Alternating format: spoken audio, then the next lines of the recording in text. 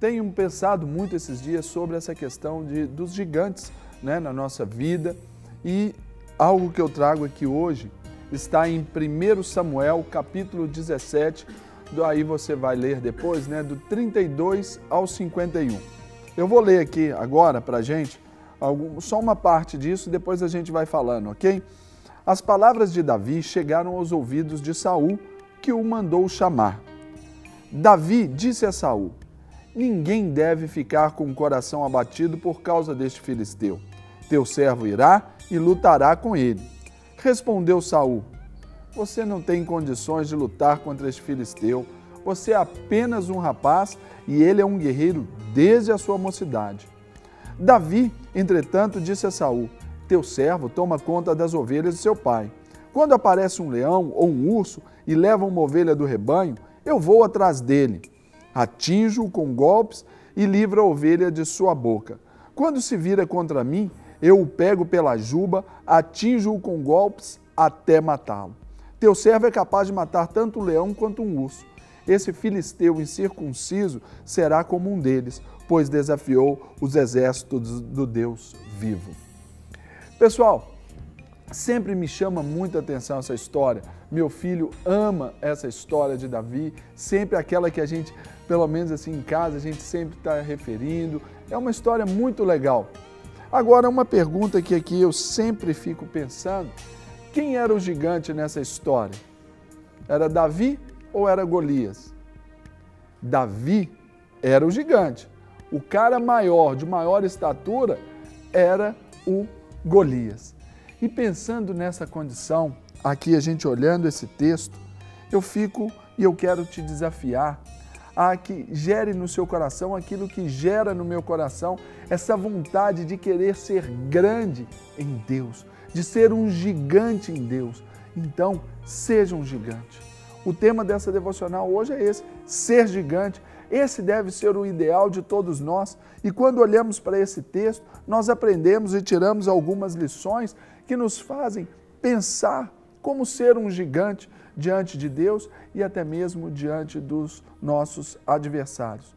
Isso não diz respeito à nossa estatura, isso não diz respeito à nossa condição financeira, isso não diz respeito aos nossos diplomas, àquilo que nós temos. Não, isso diz respeito daquilo que está lá dentro de nós. É a própria figura do Cristo que habita dentro de nós. O Deus Emanuel, que é Deus conosco, eu poderia aqui brincar com você dizendo, é o Deus enosco, é o Deus lá dentro, esse Deus que pode fazer com que sejamos gigantes diante das circunstâncias. E aqui, algo que nós precisamos é pensar sobre quais são as nossas atitudes necessárias para nos tornarmos ou nos fazermos gigantes. É estarmos firmes. Olha o que Davi falou aqui para Davi, ele disse a Saul: ninguém deve ficar com o coração abatido por causa deste filisteu. Teu servo irá lutar contra ele. É essa firmeza diante dos seus problemas. O que nós vimos nos dias de hoje? Nós queremos e imaginamos uma fé cor-de-rosa.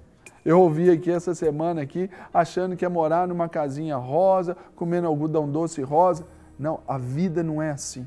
A vida, ela nos apresenta os desafios, a vida, ela coloca diante de nós barreiras, não para que a gente pense, não, eu não vou voltar para trás.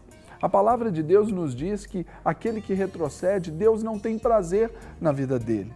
Então Deus quer que a gente seja firme, firme nos nossos posicionamentos, firmes naquilo que nós queremos fazer, firmes naquilo que nós cremos. E se nós cremos em Deus, nós temos que agir com essa firmeza também. É saber que Ele vai adiante de nós, Ele nos prometeu alguma coisa. Agora, se você confessa a Cristo no seu coração, você o recebe, Ele mora dentro de você, mas diante das tribulações, você esmorece?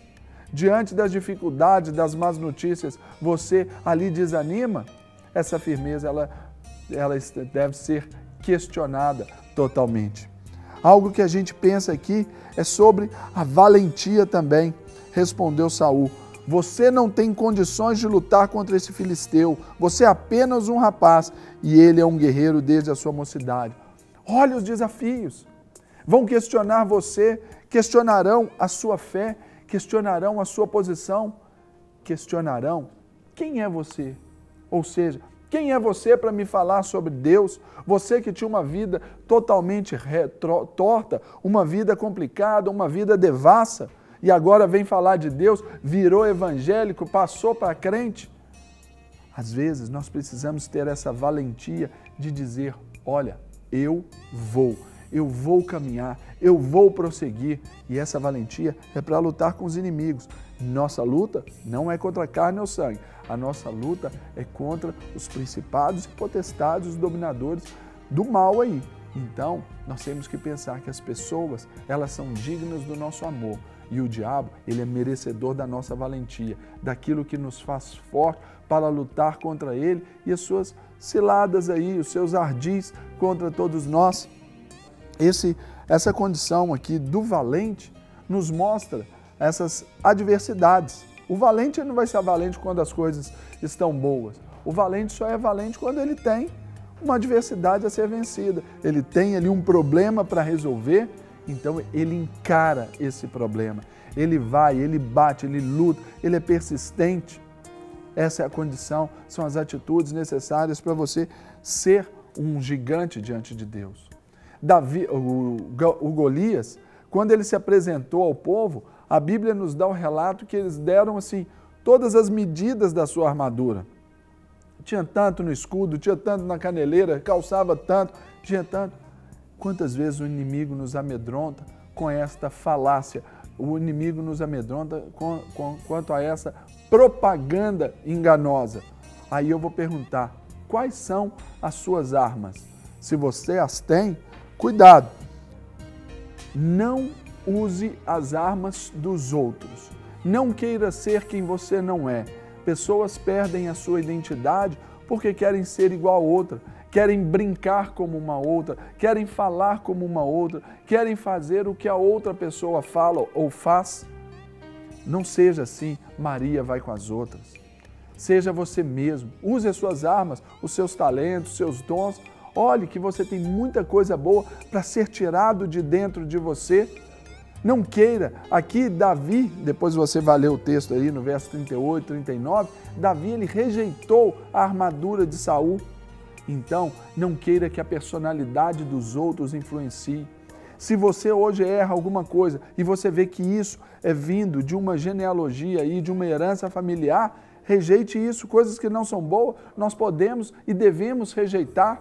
Ah, porque meu pai fazia isso, minha mãe fazia isso, meus tios faziam isso. Rejeita isso na sua vida.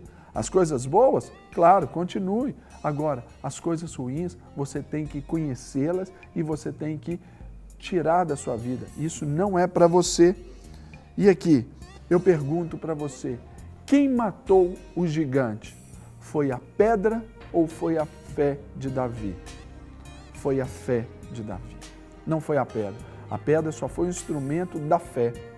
Então, quando você pensar, aquilo que você tem, aquilo que é a sua criatividade, aquilo que é a sua intenção, coloque para fora, ali filtrada pelo Espírito Santo de Deus, claro, você vai então alcançar e matar os seus oponentes. Agora, não os deixe feridos. Quanto aos seus inimigos, já pense nisso. Se tiver que matar, mate-o. Não fique alimentando os seus inimigos enquanto eles estão ali feridos. Mate os seus inimigos. Não deixe nada para trás. Não deixe nenhum resquício. Vença. Davi cortou a cabeça dele e ostentou aquela cabeça para mostrar que o povo de Deus podia, que Deus era quem estava livrando. Então, olhando aqui, o inimigo, ele sempre vai ter ali as suas astúcias. Tome muito cuidado, por isso a Bíblia te orienta a ser vigilante. O inimigo ele sempre vai nos alcançar, não é aparecendo para a gente com aquela figura demonizada que a gente vê aí, de um capeta vermelho, com o chifrinho, com o tridente na mão, aquele rabinho com aquela pontinha na... Não, o inimigo não vai aparecer assim para a gente. Seria muito óbvio. E o inimigo também ele não é bobo. Ele vai aparecer sobre a forma daquilo que mais te atrai os olhos, daquilo que mais atrai o seu coração. Então, por isso, você tem que estar ali na sensibilidade com o Pai, daquilo que Ele vai falar, daquilo que Ele vai fazer na sua vida. Não se amedronte, não se amedronte, levante, ergue a sua cabeça, lute, porque às vezes o inimigo vai ser como aquele cão que ladra, mas que não morde, ele só faz barulho. O inimigo conhecendo, porque o inimigo conhece o seu Deus. Eu não sei se você conhece Deus tão profundamente assim, mas eu sei que ele vai também tentar te minar a sua fé. É uma das principais ordens dele. E como eu disse um pouquinho atrás, mate o inimigo que te cerca. Não dê a ele uma segunda chance. Às vezes, talvez é um relacionamento que está errado, aquele relacionamento que te afasta de Deus, termine. Mas jogue fora tudo aquilo que te lembra em pensamentos. Mulheres chegam para mim, pessoas chegam para mim, pastor, eu não consigo esquecer o meu namorado, esquecer a minha namorada. Um relacionamento difícil, um relacionamento conflituoso, um relacionamento pecaminoso. Olha, não alimente esse inimigo. Tantas outras opções aí que você tem, tantos outros problemas que você tem. Então hoje é o dia de você se fazer gigante diante dos seus inimigos. Tire essa condição de murmuração. Tire essa condição de pensar que a sua vida é como aqueles espias que foram tomar conta da terra.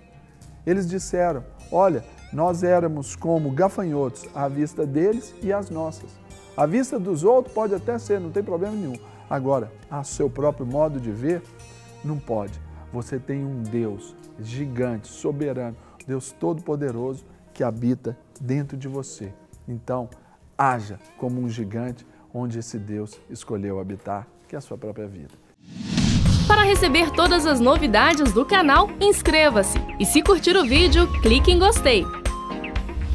Aproveite para acompanhar a Rede Super nas redes sociais.